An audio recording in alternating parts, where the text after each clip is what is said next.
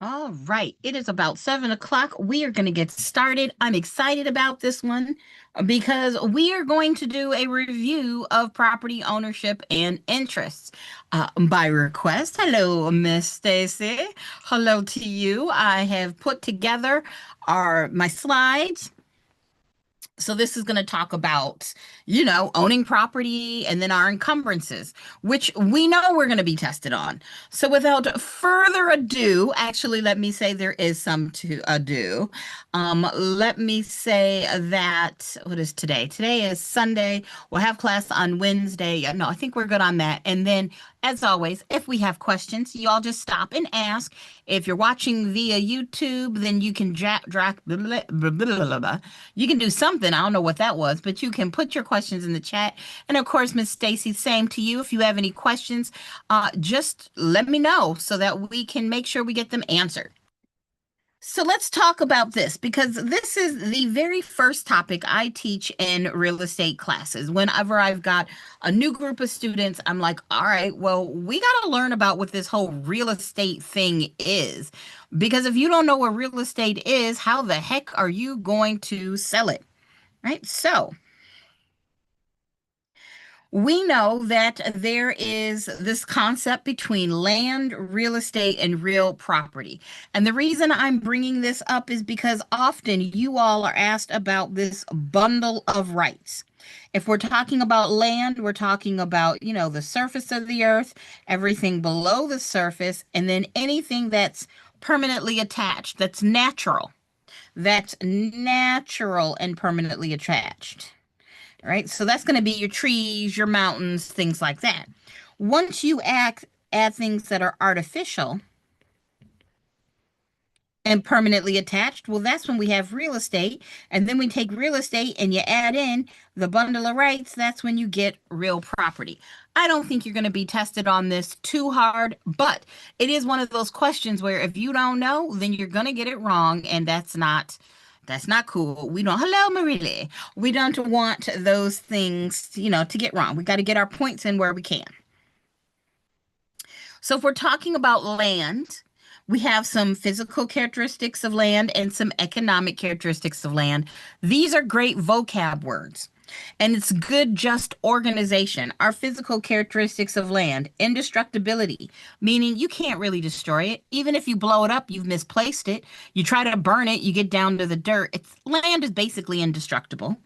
You can't just pick it up and move it. As much as I love to, my house in North Carolina, I can't pick it up and the piece of land it's sitting on and just move it to Michigan. You can't. It's immovable. And it's non-homogeneity, or it's unique. That's another way of saying unique. I don't know if that's easy to read, so let me put it to you this way. Unique. There we go. Niuque. It's unique versus our economic characteristics of land, which have to do with money. These are ways that things that affect the value. So that's going to be our scarcity. There's only so much of it. Situs or situs is, of course, location. You can modify it, right? And then the fixity, I throw it in there, but I think you're more than likely going to be this illiquid. Like you can't make any, there's no quick money in this. That makes sense? So those are things we like to cover. What you do need to know, I mean, those are okay. Yeah, if you see it, great. You're going to be tested on our bundle of rights, which I teach as deep C. You get the right of disposition. You can sell it, you can will it, you can transfer it. You get the right of enjoyment to use it. You get the right of exclusion. So it's exclusive possession. These kind of go together. So if I give you a car and I'm like, hey, it's yours to use, but oh, by the way, you have to share it with every other human on the face of the earth. That's no fun. Exclusive possession. It's yours to use exclusively. And then you get the right of control. You can control what's happening with the property. You can control whether or not you're making a profit on the property. And we know all of these rights can be unbundled. Okay, moving on. Oh, and this is just if you want to take a screenshot. The right of disposition, the right of enjoyment, the right of exclusion, the right of possession, the right of control, deep sea. You see it all there, just in case you wanted to dig into that further. One of my favorite words in real estate is, of course, appurtenance. Appurtenance. And I always think of appurtenance and I teach it as the words a parent, like, parent of a child. Because if you've ever dated somebody who had children, you weren't just dating that person who was a parent. The child is coming with them. If you want to have that person in your life long term, then that child is coming with them. It's like that child has been paper clipped to their elder, their parent. That's what it means to be appurtenant. Now, the fancy version of this is a right or privilege that goes with, and sometimes you'll see, that's not the right word, runs, I was trying to say. It runs with the land. You'll hear that sometimes. It goes with the land, it runs with the land. Well, the kid runs with the person you're dating. There are things that run with this piece of land that could now be yours. So we're talking about subsurface rights, the right to use what's below the surface of the earth. We've got air rights, water rights. You get the right to subjacent support. That comes appurtenant. You buy this property, you're getting the right to have it supported from underneath. And if there are any appurtenant easements or any protective covenants, when you buy land, if it's got an appurtenant easement on it, you've got to honor that. If it's got restrictive covenants or CC&Rs there, conditions, you've got to honor it. Buying the land means those things are going to be appurtenant. So we got some other words here that I think are important. Sometimes you'll see the word tenement, and sometimes you'll see the word hereditament. Well, tenement is a word. Think of it as interest. And a hereditament is an interest that can be inherited.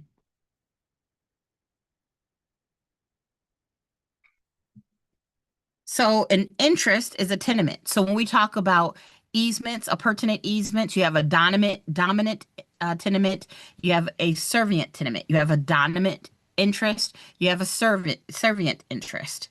It's just a fancy word for interest. And if it's hereditament, it can be inherited. Then you have fruits of the soil and fruits of industry, otherwise known as fructus naturals or fructus industrials. So fructus of naturals are things that naturally grow. Let's say you got like an oak tree in the yard or something like that. You buy the house, you're getting the trees in the yard, the pine trees in the yard, the bushes in the yard. Those are coming as well. However, sometimes you buy rented farmland.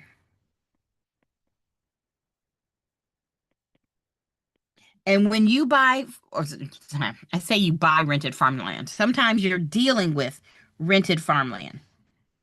And when you talk about rented farmland, then there could be crops. Those crops are going to be a fruit of industry.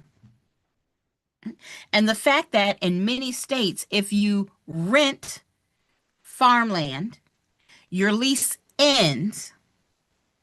Once your lease is over, if you have crops that you planted, you for that first season would have the right to go back and get those crops. And that would be the emblement.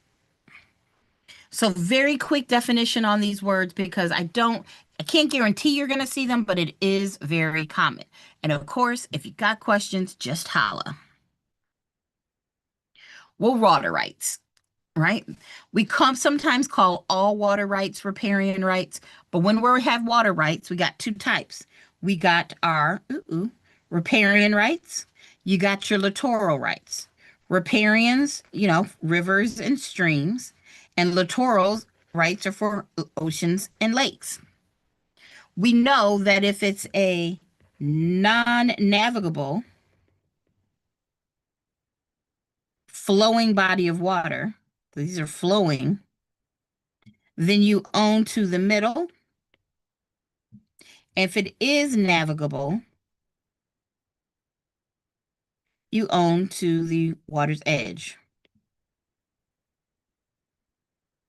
Those are basic how water rights work basically in most states. So if you get this part on the national part of your exam or just in general, that's how it works. How water rights work in your state may be trickier if you're in a state that has less water, like you're in New Mexico or Arizona.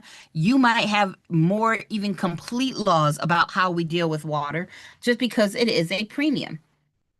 Now, if you own land that borders a lake or an ocean, then you know you own to the water's edge. I'm pretty sure I have a picture here. Yeah.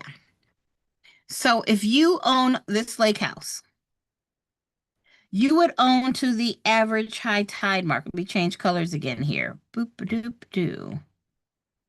You would own to right about here, right? Because that's high tide. Well, this picture is showing you low tide. We're right here. So all of this land between high tide and low tide, we call that the foreshore. And that is generally owned by the public. That's how that works. So, Stacy, just making sure, is this kind of what you were looking for? These kind of property ownership things that maybe it's been a while since somebody went over? Yes, good. It's helping a lot. Love that. All right, we'll keep on going. Well, whenever we talk about water, you get these four words, and I'll make them small real quick. You get this accretion, erosion, reliction, and avulsion. So let's talk about them. And whenever I teach these, I like to start with erosion because I know what that you know what erosion is. It's the slow, gradual wearing away of land, either because of water or wind or something like that. So we know of something to be eroding, like the Grand Canyon. It was eroded away over years. That's erosion. And the opposite of erosion, that's not how you spell opposite, boop, boop,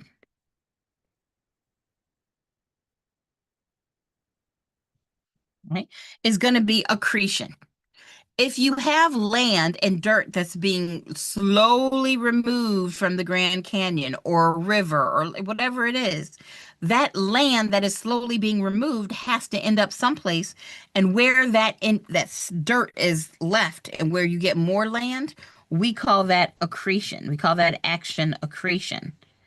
It's the opposite of erosion. Erosion is the action of it going away. Accretion is the action of that stuff that was torn away or, slowly taken away that ends up someplace new. Now you have more land, walkable, usable land than you did someplace before. Accretion. You've got reliction, which means it's gradually, and by it, I mean the water. The water has, dried up and it's not coming back. Even if it rains, it comes back to, hey, it's not a water source. That's called reliction, the gradual increase of land because the water permanently receded. You have where you had water on top of this piece of land, it's no longer got any water on top of it, which makes it more possibly usable. Reliction. And then avulsion. I think avulsion sounds exactly like what it means. And I always think of that moment right before, you're sick to your stomach and right before you throw up, you get that feeling and all of a sudden, bleh, it's everywhere. Like you can't stop it. It's that sudden, everything's got to go up, come up. So that's avulsion, the sudden tearing away of land because you threw it up or because there was an earthquake or a volcano or a flood or something made it just 1 minute there's land, next minute there's not. So remember, we just talked about some basics when it comes to property and what it is. Well, if we're talking about property, we do have to separate real versus personal property. Real property is immovable. Remember that was one of our physical characteristics of land. You can't just pick it up and move it somewhere. And it's going to be both land and improvements, even if there's something like a house, that's going to be real property. Personal property is movable, meaning it could be in place A and then it's going to be in place B. Personal property, it's movable. So when we mix those two together, we kind of talk about personal property and real property. Well, if we have a fixture, that means it starts out being personal property, and then somebody permanently attaches it to the real property, and it becomes part of the land or the real estate. So a fixture is a piece of personal property that's been permanently attached to the real property. And now if you sell that real property, it should go too, like a lamp. You go to Home Depot, you want a lamp or the chandelier. It's really a chandelier with all these crystals. You have the chandelier in a box, that's personal property. The minute you stick it up to the electrical wiring in your foyer, then okay, that's now a fixture and it would run with the land. It's so pertinent with the land at this point. And don't forget, if there's a house with a chandelier, that means it has a foundation, and that foundation has been set into the ground. So, that would be a fixture as well. It's an improvement. So if I just mentioned personal property, you know you can't get very far in this class if you don't know the other name for personal property is chattel or personalty. So anything that's not land or anything that's not permanently attached to land, if you were to flip your inside of your house upside down, anything that doesn't fall to your now ground roof, what was the roof is now the ground when you flip it upside down. Anything that falls onto the new floor, that is personal property. So we have to remember that there's different types of fixtures. I already talked about one. Did I? I didn't really. So let's talk about it now. One is your trade fixtures. Here's another chandelier. If you put that chandelier in a house, it's a fixture. It stays. But if you put it in a store that you're renting, well, then the owner of the store doesn't get to keep the chandelier. I should say, take this back. The owner of the real property the store is sitting in can't keep the chandelier. The person who installed it, the tenant, can take it before they leave. So that's got to be with rented retail spaces or commercial spaces. You've got trade fixtures. And an agricultural fixture is basically when we're talking about farms. If we're talking about farms, well, every state's a little different, but you should look up how they treat. If somebody is renting farmland and they put in an improvement like a silo or a fence or, watering trough, whatever it's going to be. Hey, do I get to take this with me as the farm owner, or do I have to leave it here because I fixed it to the property? This is why we care about things like this. So I'm gonna grab some water just in case, A, to take a breath, and B, if anybody has questions, throw them in the chat or ask.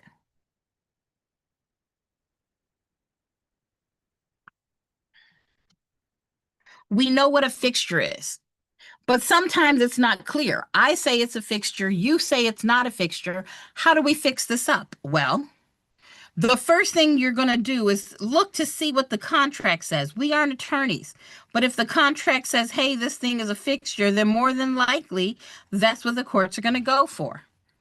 But what I do know is I'm never going to look at the situation and say, oh, it's got to be a fixture because it's so expensive.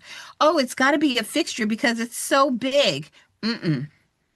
The value of it and the size of it does not matter in whether or not something's a fixture. What the first thing they're going to look at is what does the judge say? What does the contract say if it's got to go in front of there?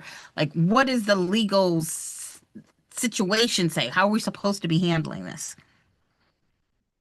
Now, after all that, if it's still not enough clear, like what should happen here, that's when we get into the total circumstances test. I know you've heard it. I teach it as Irma. Some people teach it as Maria. But when you've got two parties, you've got a buyer and a seller that can't decide, hey, is this a fixture or not? Then you take this in front of a judge, and a judge looks at it and says, let me see. What was your intent? Did you intend when you install this to be a fixture?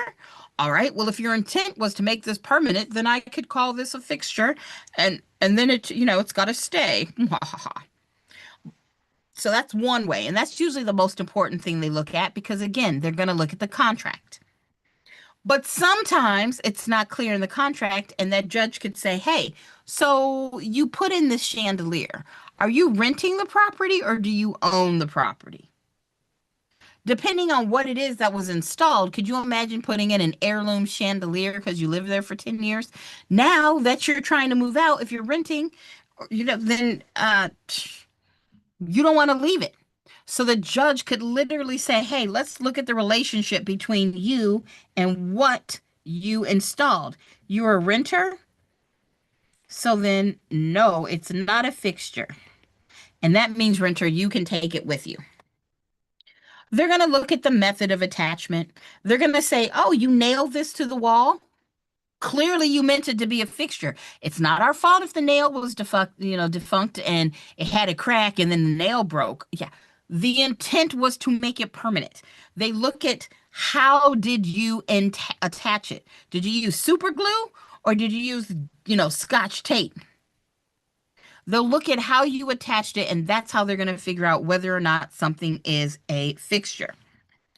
And one of the other things they love to test you on is, hey, did they adapt or customize the property in any way to have this thing we're not sure is a fixture?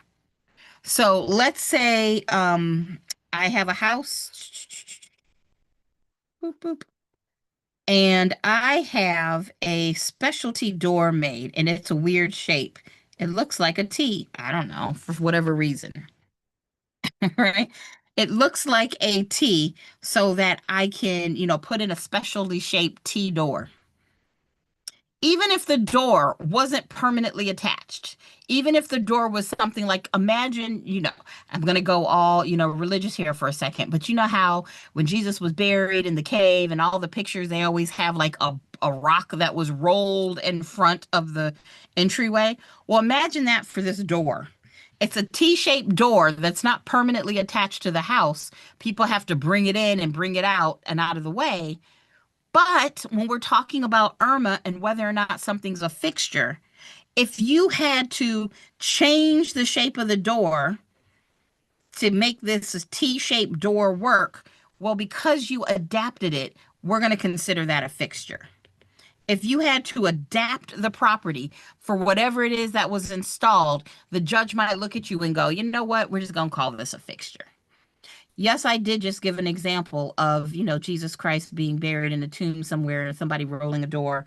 They had the opening to the cave, whoo, and then there's always that big rock that I'm assuming an angel, pushed in front of the door.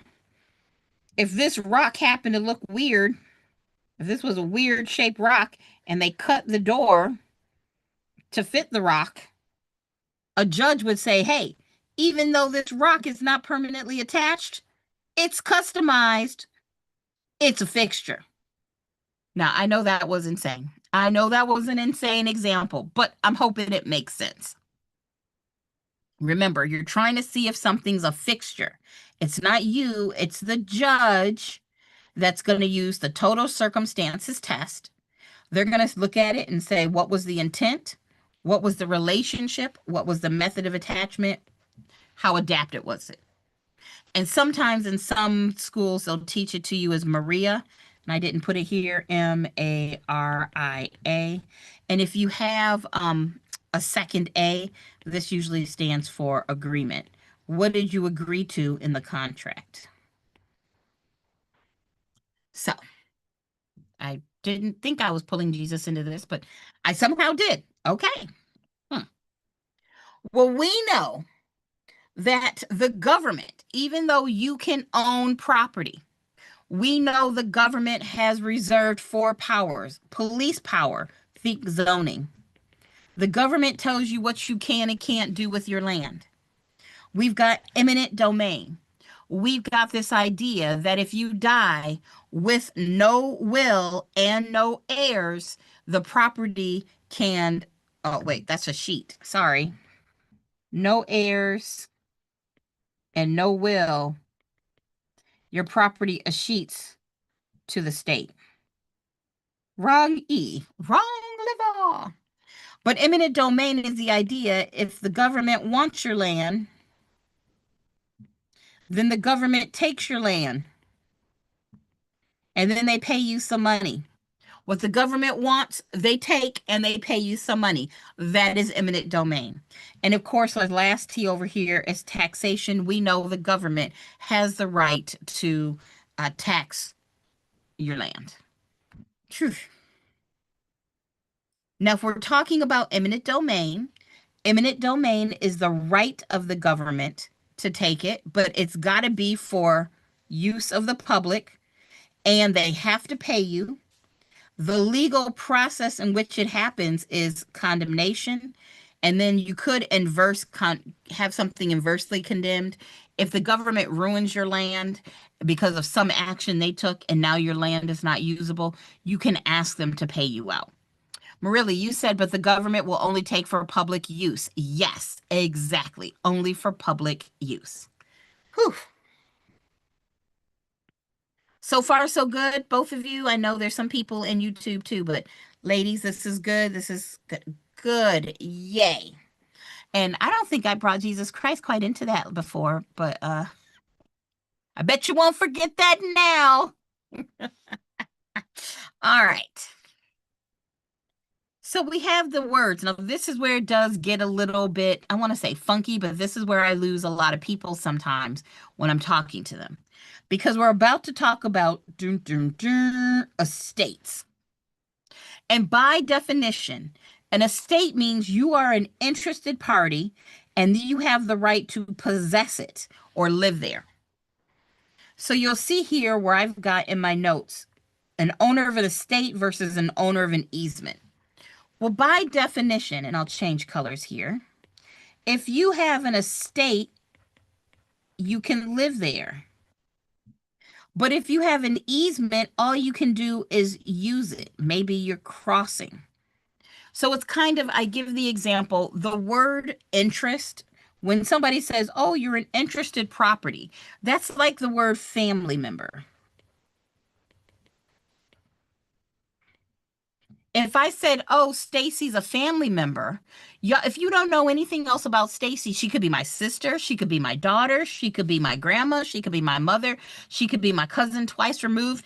It's all family member. It just means there's a relationship between me and Stacy.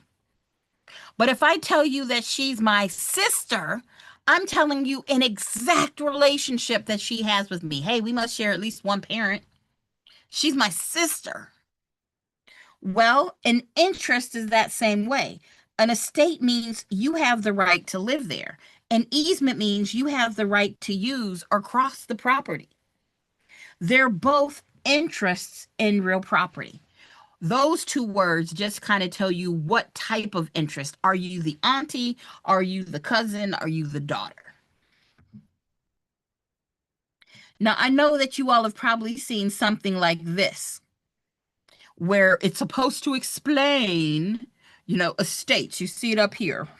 So everything on this page means you can live there. You can live there on the property. That's an estate.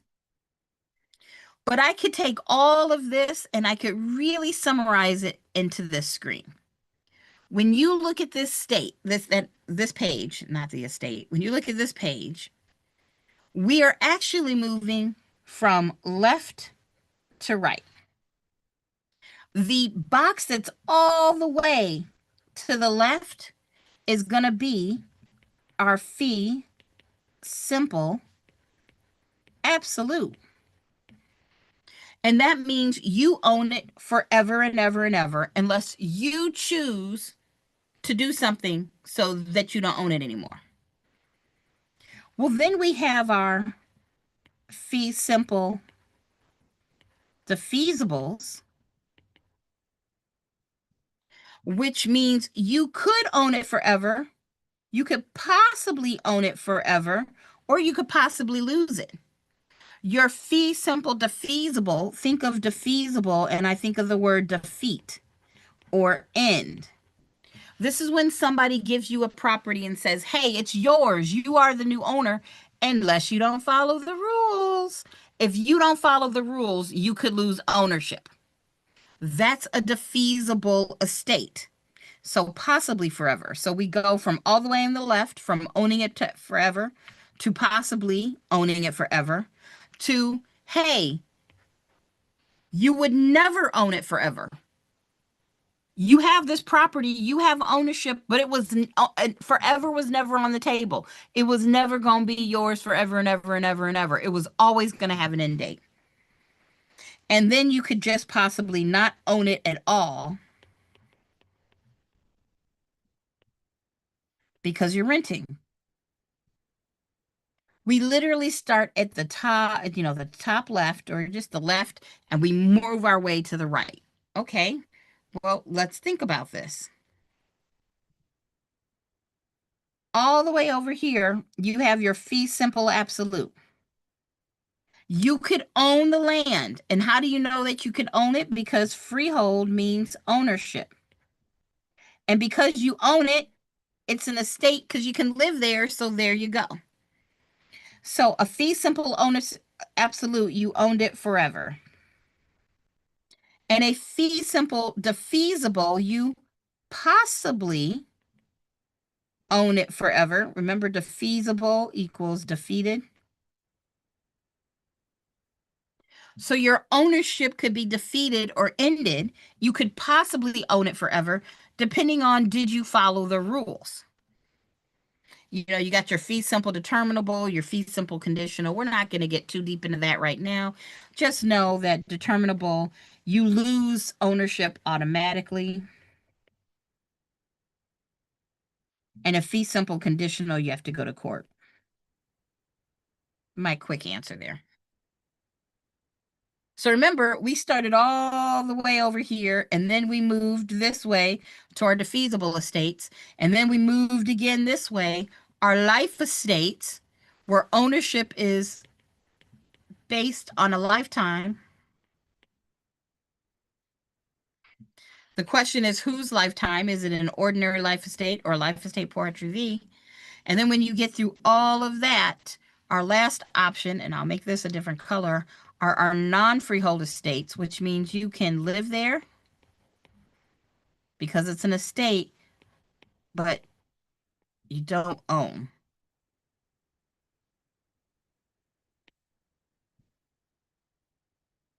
So whenever you think about renting, non-freehold is also known as a leasehold, right? You're renting, you're leasing. You have the right to live there, but you don't own it. It's a non-ownership. If freehold means ownership, non-freehold means I don't own it, but I get to live there.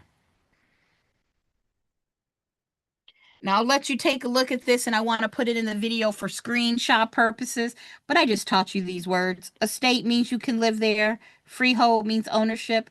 Non-freehold means you don't own it, but you have the right to live there because you are leasing. Fee, I didn't say this, means inheritable. Absolute means you own it forever. Defeasible means you could possibly lose ownership if you don't follow rules.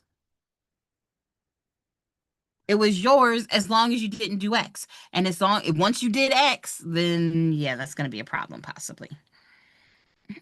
You've got determinable and conditional. Those are our type of defeasible estates. And then you've got your life estate and your life per attribut. And a life state, you can have it as long as you're alive.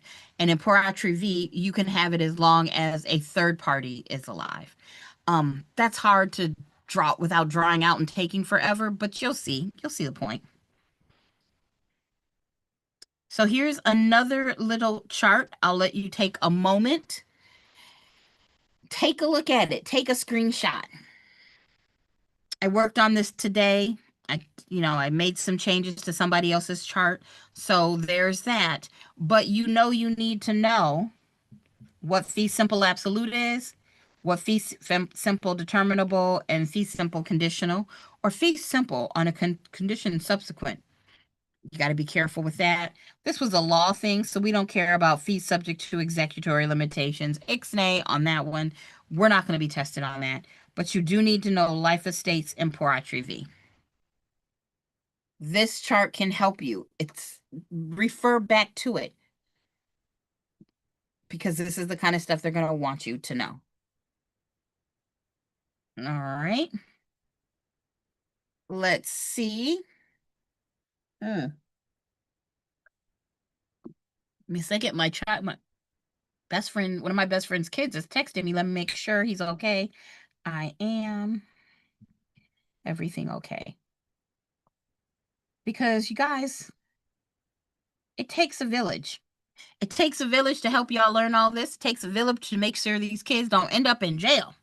So hopefully he is okay. He'll text back. Now, just as a review, if you become a life tenant, that is going to be in our life estates. You own it, but not for forever. You know, you can sell your interest, you can rent it out and receive monies, but you can't waste it. You cannot destroy the property, but you can use it. You have the right to go fish in it, to hunt and stuff like that. You can do it. You do have to keep it in good repair because that's why I have a picture of this album here. Back in the day, whether it was an album or a CD, if you got it and it played fine, you can't turn it back to the real owner with it's all scratched up and not playable. It was never going to be yours forever, so you have to take care of it while you have it. You have to pay the taxes on it if you're the new owner. You're not a forever owner, you're a temporary owner. Okay, let's talk about co-ownership,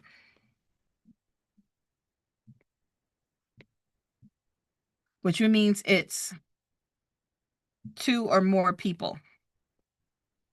But we also know if it's one person, that is ownership and severalty. But sometimes it's more than one person that owns the property. And our most basic form of more than one person owns the property is tenancy in common. You have to have two or more people. You can have unequal shares, but possession must be equal. You can't say, oh, well, you only put in $15, so why don't you go just stand in this corner and don't move? That's not a thing. You can't have a right of survivorship. There's no right of survivorship. It is inheritable by your heirs. You can sell or mortgage, and you don't need anybody else's permission as long as you do it on your interest. And if you're co-owners with people and you don't want to stay co-owners, you would ask for a suit for partition. So you see here, and I know you all have seen this before, if you have A, B, and C as tenants in common, A could own 25%, B could own 25%, C could own 50%. And if A sells to M, then your new owners are M, B, and C. And if C were to die, it would go to Z, which is C's heirs. That's what we probably always assumed happened most of the time anyway. But we know it could get a little trickier because you could have joint tenancy. And if, by the way, y'all have not seen my little song on co-ownership on YouTube, on the use of the tubes, look up on my channel, The Keys to the Kingdom. It was so much fun to make a music video using AI. It was great. But if you want to be a joint tenant, you're doing it because you want the right of survivorship. You want, hey, if there's any co-owners, if one of the co-owners dies, we don't bring anybody new to the club. All of us are going to take over what you had. Now, in order for somebody to be a joint tenant, you got to have everything the same, undivided right to possession, title at the same time, on the same document, and for the same amount. Now, I know that's a lot, which is why we teach it as PIT. If somebody wants that right of survivorship so that if somebody dies, what happens to the property, you're going to have to show that possession is equal. Your interest levels are equal. The time you have is going to be at the same time. You got to start. You have to own property at the same time and on the same document. The title has to be on the same document. PITT. If you're going to make this work, this joint tenancy work, possession, interest, title, and time, or time and title, all have to be equal. So if you're joint tenants with the right of survivorship,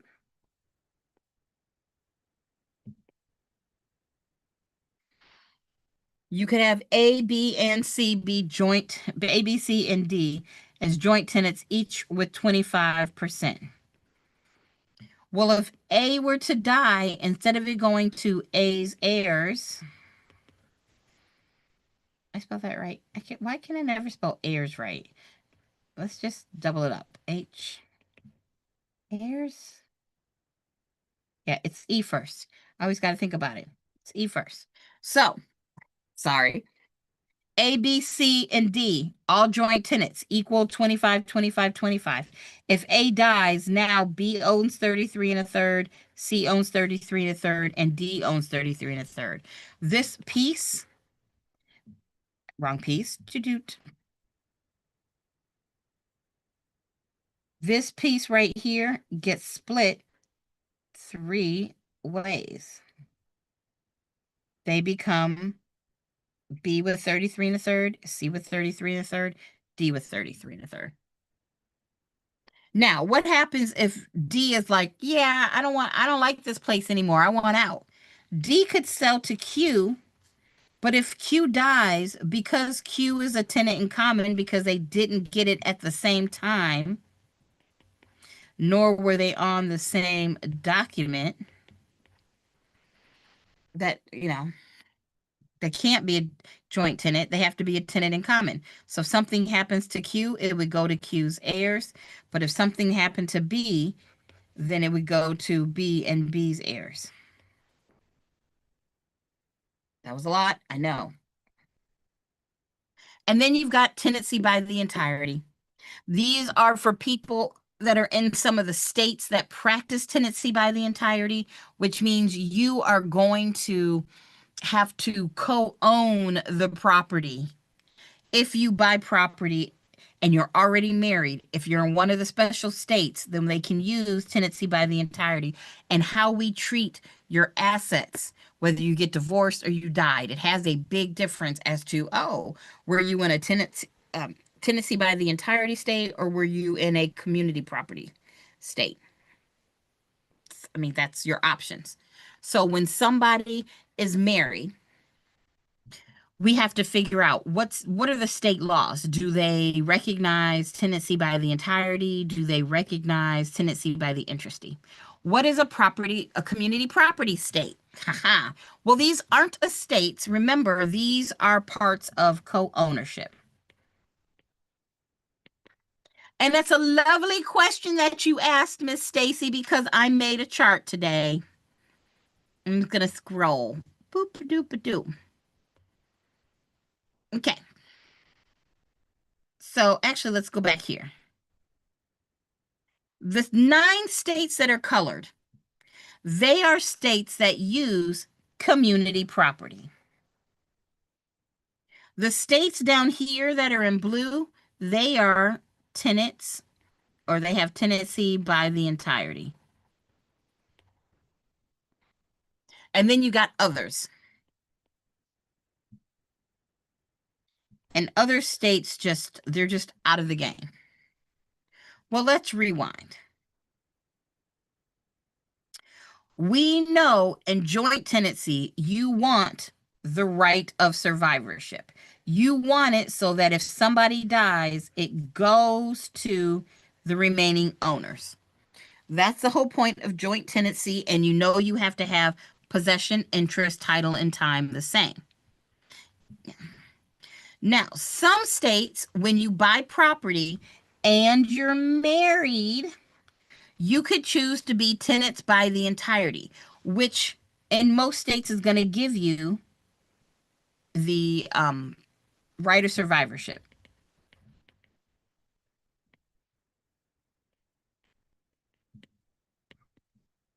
So the same way, hey, if somebody dies, it goes to the remaining owners. Well, in tenancy by the entirety, same concept, the right of survivorship, except people are married, so there's only 2 people. Hey, so if I'm married to Jason Momoa, Oh, this is hard. Do I kill myself or do I kill Jason Momoa? Sorry, Jason, you got to go. If I'm married to Jason Momoa and something happens to him and he dies, I would be the last woman standing. So what happens is any property that we buy during marriage, we own it. But if he dies, now I'm a solo owner. Boom, shaka boom. And if we get divorced, we can't stay by tenants by the entirety.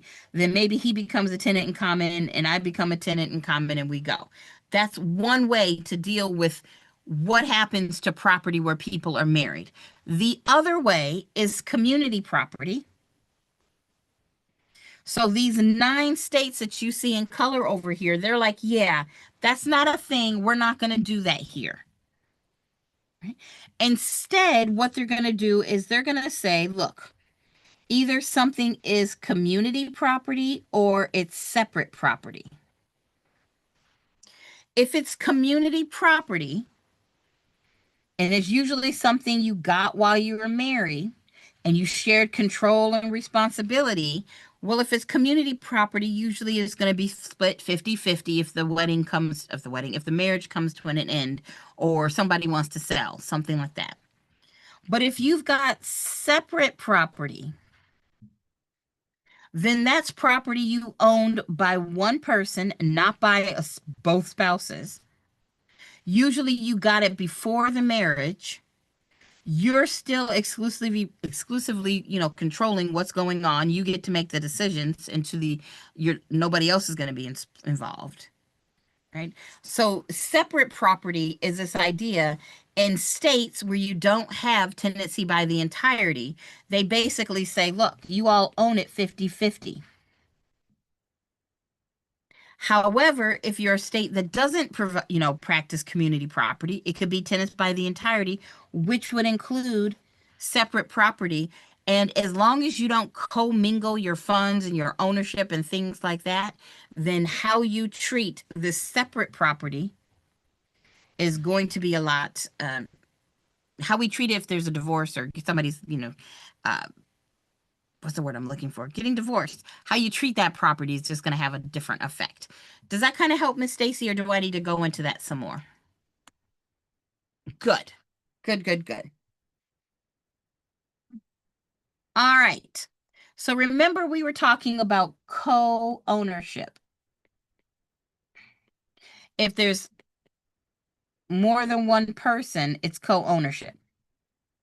So actually, I should really say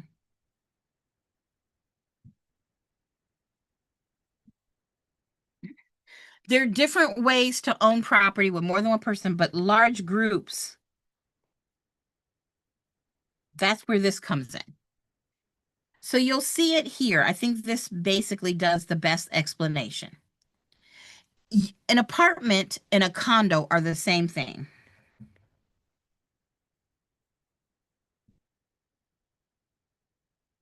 It's just in a condo, you own the unit. In an apartment, you rent the unit. So in a condo, you get your unit. Kind of like if this was Beverly from, Elmo. The fish owns all the water, but who owns the bowl? Same concept. When you buy a condo, you get all the airspace within that unit and you own it. I mean, that's just how it kind of goes. You own that apartment, you own the airspace in that apartment, but the HOA would have CC&Rs that would tell you what you can and can't do with the property. It'll tell you that you can't make your part of the roof a funky purple because you thought it was prettier. You only own the water in your building. There's going to be an HOA, a condo owners, group, and they're going to give you rules about, hey, we're going to have the insurance, or hey, we're not going to allow you to have more than 3 cars or anything like that. Condos are basically apartments that are owned and fee simple title. Now, this is just a little picture. Inside the unit right here, right? Inside this unit, that's fee simple ownership. You own an apartment.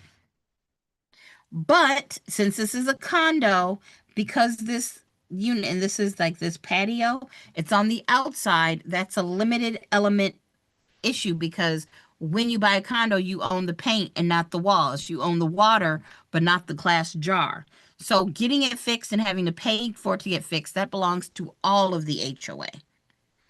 Some things are going to be common elements. Now, notice the pool is for everybody. A limited common area, I got to go through somebody's house to get there. So yeah, it's a public area, but how you going to get there, boo? So people can have their own little porches. And then sometimes you'll have a dedicated parking spot. Grab some more water.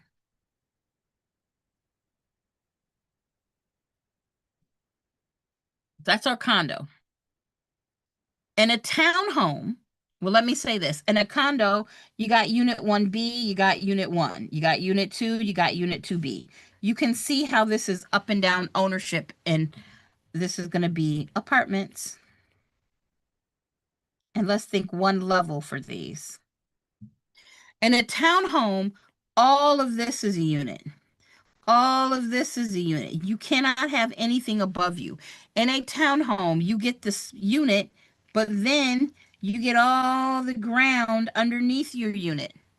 In a condo, you're just buying the apartment. The ground underneath belongs to the public, to the government.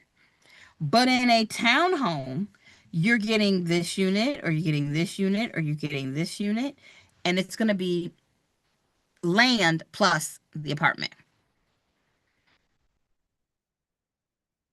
So, unlike a condominium, the association owns the common areas, not the collective. So, I don't know if I explained that very well before, but let me say this again. If you buy a condo, you get your apartment. In fact, did I even say it right the first time? I don't know. So, let me clear it up. You own your apartment, and all the common elements is owned by everybody. Some common elements, like your balcony, only you use, but it's owned by everybody. Some of it is like the pool, owned by everybody, but everybody can use it.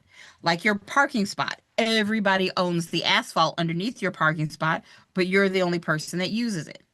So you get an apartment that you own, and you get co-ownership in the common areas. That's a condo. In a townhome, you're getting your unit and the land underneath. There could still be an HOA, but you own the land underneath yours. So the association is going to own any common areas. In this picture, the pool would belong to Happy Hills Townhomes. The HOA would own the pool, and because you live there and you're an owner, you're a part of the HOA, which means you can use it. Or what I like to say is, if you have 4 units, you got 4 units. Each of these is a door. And there is a common pool. There would be 5 deeds. I don't know what that was. At the Register of Deeds. 1 deed for this townhome, another deed for the second townhome, another deed for the third townhome, another deed for the fourth townhome, plus the common areas would have their own deed, and that's owned by the HOA. We know when you buy a co-op, I'm sick of red. When you buy a co-op, you're getting shares of stock in a corporation, and then you get the right to live in one of the units in a building that is owned by said corporation. So the corporation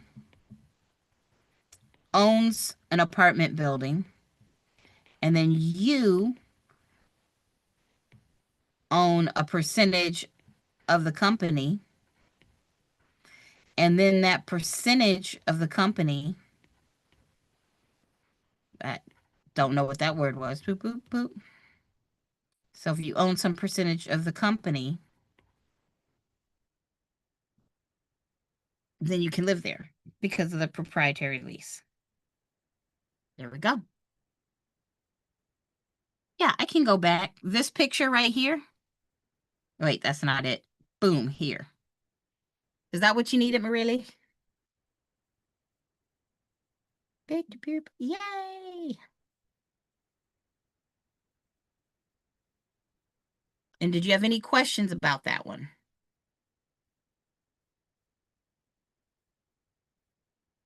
Remember, condos, you're getting the apartment and the common areas you own. The townhome, oh, you just needed a screenshot. The townhome, you get the land underneath. Cool. All right, we're going to keep going because I'm going to do all of this for you today, Stacy. We're going to get you passing that test. We are. That one question away. And then, of course, you have timeshares. The true definition of a timeshare can depend on your state. But if you've got ownership, let's say me, you, the three of us, own this unit. So it's Candace, it's Marily, it's Stacy, right? We own this unit. Maybe I get to stay there January, February, March, and April. And then really you get to stay there May, June, July, and August. And then Stacy, you get to stay there October, November, August, September, October, November, and December. We have different times that we can stay there. We're owning the property. All of us own it, but we get to stay there. We get the exclusive right to stay there during different time periods. That is a timeshare, and depending on your state, it can have different names.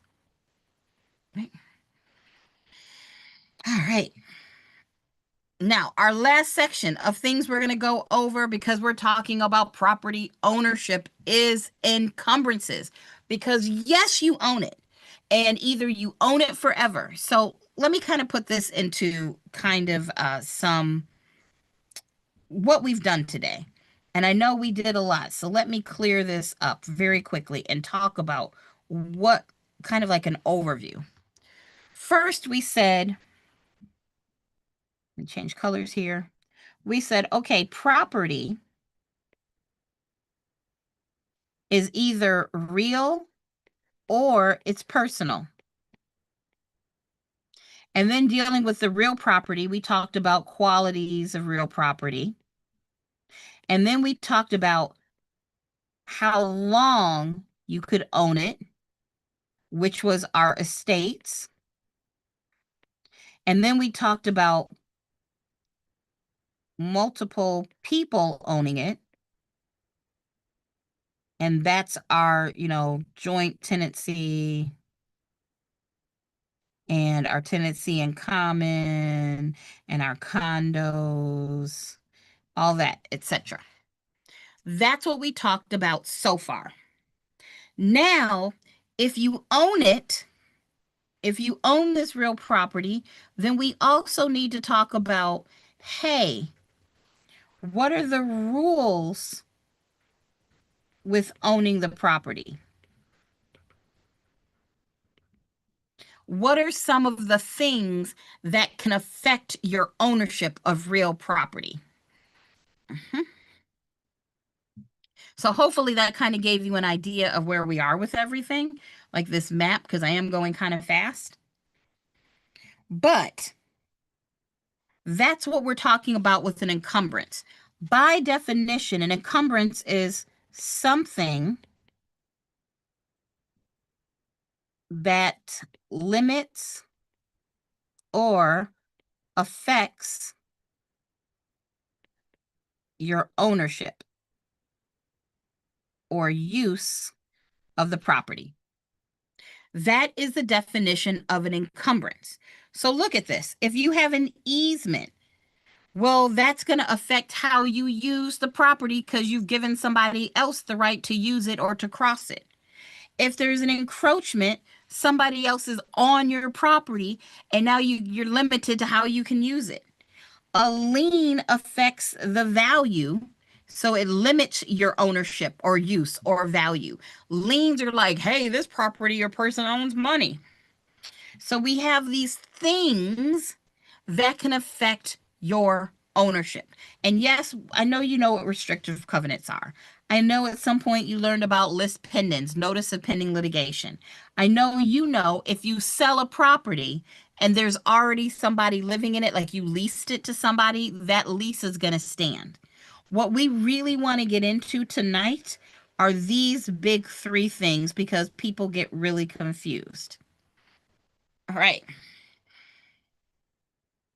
So let's talk about liens. We know by definition, a lien is a charge. When I talk about charge, I mean money against a person or a property. A, a person or a property owes money. In a specific lien, it's one specific property owes money. And in a general lien, a person owes money. Now, in our specific liens, we got three types. A mortgage lien is basically saying, hey, somebody was loaned money and they used this property as collateral. That's a lien, a mortgage lien on that property. A mechanic's lien is when you hire somebody to do work on the property and you don't pay them. And then the person who did the work says, hey, I did work on this property and nobody pays me. This property owes me some money. And then we know our real property tax liens. Well, you know you're going to pay taxes. Those are all specific to one property. Versus in a general lien, a person owes money. So let's say you don't pay a credit card. That's a judgment lien. You owe that money, and they put a lien and they record that at the Register of Deeds so they can ask the courts to force you to sell anything you own, including real property and personal property, so they can get paid. There are some other involuntary tax liens, like if you don't pay your federal IRS taxes, income taxes, they come after you and they're like, oh, you don't have your money for us now. We'll come get that later. Sometimes in some states, you pay you pay auto taxes, automobile. Let's just say car. You pay car taxes, you might pay pet taxes. I mean, you get taxed for all sorts of things. So when it comes to liens, I'm not going to go through this whole chart, but I want you to look at it. Okay, Candace, pull it together. Some liens are general, some liens are specific. If it's specific, it's against one property. If it's general, it's against a person. And then for all those liens, you have to choose, did the person want it or did the lien just get put on it? They didn't ask for the lien to be put on them. So this chart should help you as you move forward. So I already mentioned mechanics liens. Now this is something from North Carolina because it was just in my slides. But you know what, guys? I did this in AI. You can put something in your AI, like whatever you use, and say, hey, who can file a mechanics lien in California? Who can file a mechanics lien in Georgia? All right. But what happens is a mechanics lien is a lien on real property because money is owed to somebody who worked on that property. That's a mechanics lien. Now we learned about general liens. Remember, a general lien is against a person. And it's going to apply to any real or personal property owned by them. So like the IRS, if you don't pay your income tax, They can look at you and be like, oh, you didn't pay your income taxes. We'd like to sell your house, your car, and the shirt off your back. Thank you. The lien attaches to you. And that's true for judgment liens too. If you owe, you owe money, you owe a debt to somebody, there could be a lien against you. Now, if we're talking about liens, I have to go over who gets paid first. The first is going to be the cost of sale, the attorney who kind of made this happen, and your court costs. Just like when you get a speeding ticket, even if they are like, never mind about the speeding ticket, they still make you pay court costs. That's the first thing that's going to get paid. Then it would be property taxes and then special assessments. And then we go in the order of how things were recorded. This is a big time, you must know topic. You got to know this slide. You just have to. I mentioned earlier, an easement is the right to use and, cross or whatever it is, a property. And when it comes to easements, you got different types. You have an easement appurtenant or appurtenant. And we saw, remember I said a parent. I said, it runs with the land. So when you have a landlocked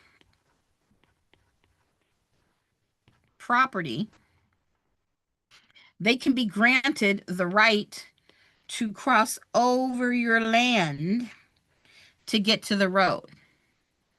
This person who needs to cross some land, that's the dominant tenement. It's actually the house. Whoever owns the lot has the right to cross over the servient tenement's land. And even if the servient tenement sells their property, the new owner has to honor this. And even if the dominant tenement is like, yeah, we don't want to stay here anymore, we don't like being landlocked, the new owner would get the right to use the easement. It attaches to the property. Yes. And Marilee, I want to go backwards because you said it and I just missed it. The first lien paid. The first lien paid is property taxes. The first thing paid is cost of sale. Sorry, I just saw that. Right? So we know we have an easement in gross, easement appurtenant. We also have an easement in gross. A commercial easement in gross is when you talk about utilities. And I can spell utilities. And a personal easement is gross. It attaches to a person. So I know that you get utilities. I know you get that. Like when you see these boxes in yards sometimes, or maybe they're going to be a gas, easement or a water easement or, something like that. You get those. Right? And so here are some more examples. That's a gross easement. But a personal easement, sometimes you can be like, hey, you know what? If you like to hunt on my land, I'll give you an easement that will allow you to hunt on my land. I'll give you an easement to allow you to cross on my land to go looking at birds. I mean, you can give an easement for whatever you want, but it gets recorded. So if I had 750 acres somewhere and I wanted to give, we'll call this guy Bert. I wanted to give Bert the right, because the orange and the yellow reminded me of Bert and Ernie, the right to hunt on my land. I could give him an easement. It attaches to him as a person. And even if I sold, the new owner would have to honor that easement. And we know easements can be created in different ways. They could either be expressly created. Somebody just flat out said, here is an easement, and it's going to have to be in writing because it's an interest in real property. Or it could be implied, I'm giving you a property that's maybe landlocked. And I know in order to give you property, you get deep sea, which is the use of control, of the right to use and control the property. How are you going to do that if you can't get to it? So you'll be granted an easement. Or the law could say, oh, there's an easement. Like the government could take it because of eminent domain. right? So, or prescription. And I said eminent domain, but I think that's supposed to say, I don't, either eminent domain. Am I going crazy? Operation of law, eminent domain. I don't feel like that's supposed to say eminent domain, but you know what? I've been talking so fast right now. I'll think about that later. So once again, maybe I meant it to say estoppel. I don't know. I'm not going to go over this whole chart. I'm going to blow it up so you can see it. And then I'm going to blow it up even further. There's this over here. And then I'll cross it. There's this over here so you can see it and let it stand. So that way you can go back and see what you need to see. Now, remember I said I gave Bert, remember, because I said Bert and Ernie, I said he could hunt. If I give him a personal easement in gross, he it's irrevocable. I don't get to change my mind. We recorded it. Even if I sell the property, it has to be honored. But maybe I don't want to put such a restriction on my property. I could give him a license, which is revocable anywhere I want to. It's not transferable. He can't sell it to anybody. And if I sell the property, it's not there anymore. It is not an encumbrance for that reason. I think that's so important to remember. A lien, where did I get lien from? I've been talking for too long. An easement is irrevocable. A license is never permanent, just like your driver's license. It's going to expire someday. It's never permanent. An easement, a personal easement in gross, it's permanent as long as it got recorded. I know you all know what an encroachment is. Remember, we're talking about encumbrances, and we can see here, I'll make it so you can see this better. Here is the fence, and this tree is surely growing over the fence line. It is encroaching into the first property. If this is property A and this is property B, that fence is encroaching into property A. That's an encumbrance because now that airspace you can't use unless you get rid of the branch. So those were our encumbrances. We really didn't talk about lis pendens, private restrictions, or leases, but we did talk about our liens. They're either specific or they're general. If it's specific, it's against one property, either a mechanic's lien or a mortgage lien, or it could be real property taxes, or it could be a general lien, which is going to a person, and that could be either a judgment lien or like income tax lien, something like that. And then you've got encroachments and you've got easements. It could be an appurtenant easement where there's two properties, or it could be an easement in gross where it's personal, where it's one person's easement, or it could be utilities. Utilities. And that, Miss Stacy, that was a lot. I tried to get in all the major things I could in an hour. I got it done in an hour and 13 minutes. Even brought Jesus Christ into the story. Beat that. Do you have any other questions on property ownership or other words that you saw that you would needed help with that I did not go over? Those were the main concepts that I know you need to know. Everything you've showed, I understand all of this. So I've just got to figure out what I don't know because I missed 2 out of 8 questions. So I just got to figure out what I don't know. 2 out of 8 questions in this section. And then when I took the test, I guess you have Mhm. 8 questions and only got 2 right. So I wanted to work on that, but I don't know what I don't know. So, my guess is this, and again, I can't see your test, but oh, let me pull up something I had open today. Hold on. Did I still have it open? Boop, boop, boop. Because I wonder if what it sounds like, if everything I said today, you were like, yeah, I know that. Yeah, I know that. Then I wonder if your issue is not I've got to find what I had open today. Let me go back home. Boom. Where is here? Is this what I had? National portion. Yes. Let me clear this. So this is actually a test that I did with somebody else today, and I created this. But the reason I bring it up, and I know it's time to go, but let me just talk about it. These are really good test questions, and I can show you how to do this in AI. But the reason I'm bringing it up is because I wonder if what's going on is I know you know it, but you're choosing the wrong answer when it gets down to two, right? Because if everything I said sounded like it, that is good. So let's look at number one.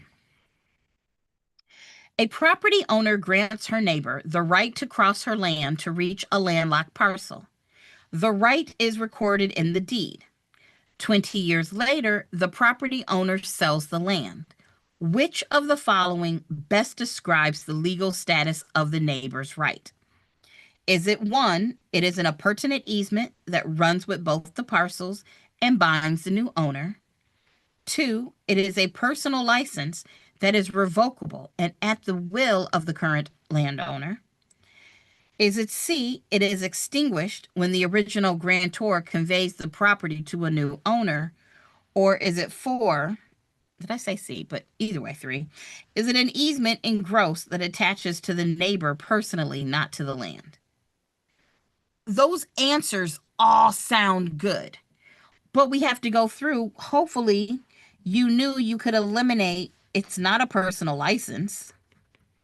You could eliminate two, and hopefully, you could eliminate three.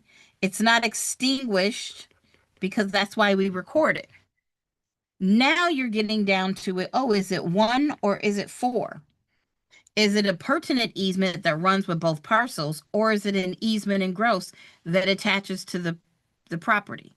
Now, in this case, because they said it was landlocked, that makes it an appurtenant easement. I'm not saying it's the world's best question, and I know that I see you all got it right, but I'm wondering, Stacy, if it's in the details of those answers. I'm trying to see. I know when we went over one today, that's land use controls. All right, let's try five. All right, we didn't talk about land use controls, but not today. A city ordinance prohibits commercial signs taller than 15 feet. A property owner whose sign is 22 feet tall was lawfully operating before the ordinance passed. Under zoning law, the sign is best described as one, a variance because the municipality has granted an owner an exception to the rule. Two, a non-conforming use because the sign existed lawfully before the new restriction was enacted. Three, a conditional use because the municipality may impose operating conditions on the sign. Or four, spot zone because the ordinance singles out the owner's property for stricter treatment. Right. And so you knew that was a non-conforming use. I mean, if you're getting these right, then maybe it's just in how you're reading the answer choices as they come up. I don't know. I just don't know. I don't know if that's very helpful, but these were just some questions. And you know what I would tell you to do is boop, boop, boop. Let me go back here. Do you use AI, Miss? You get so nervous. It could be your nerves. It could be your nerves. So here's what I want you to do. I want you to go to AI, preferably Claude, and ask it to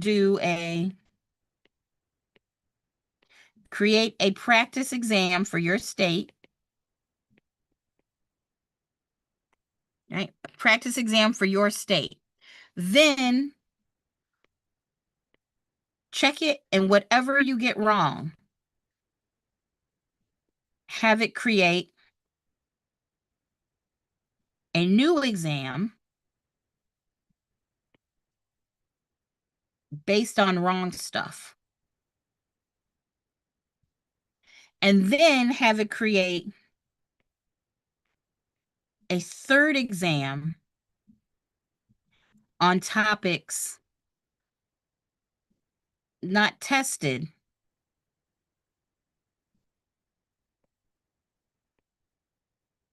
in the first two exams. And then keep going through that, right?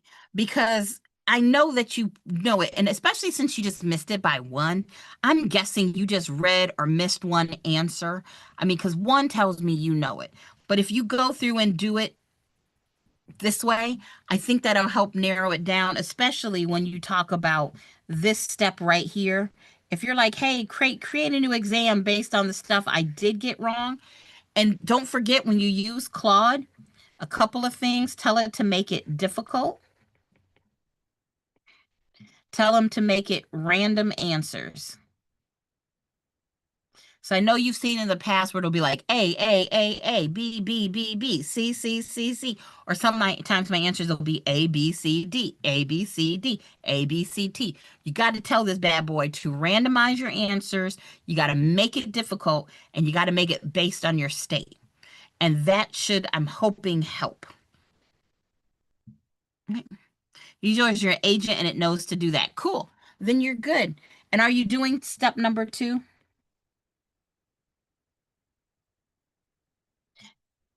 Do step number 2, right?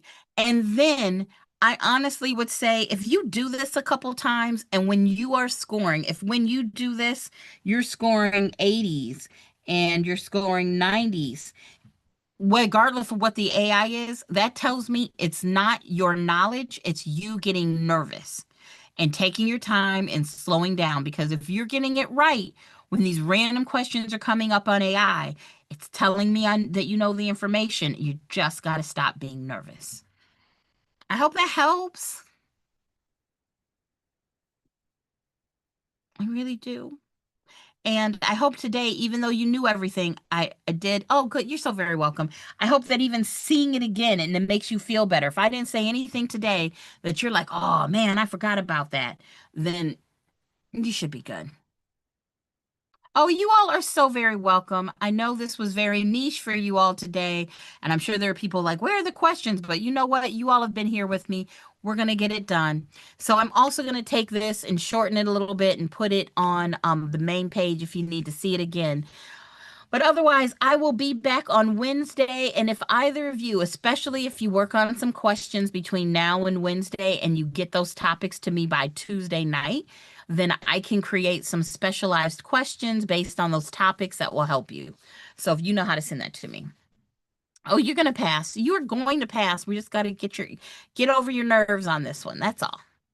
All right, ladies, I will see you next time. Sorry it took us almost an hour and a half, but hey, we got it done, and I'll see you on Wednesday. Bye.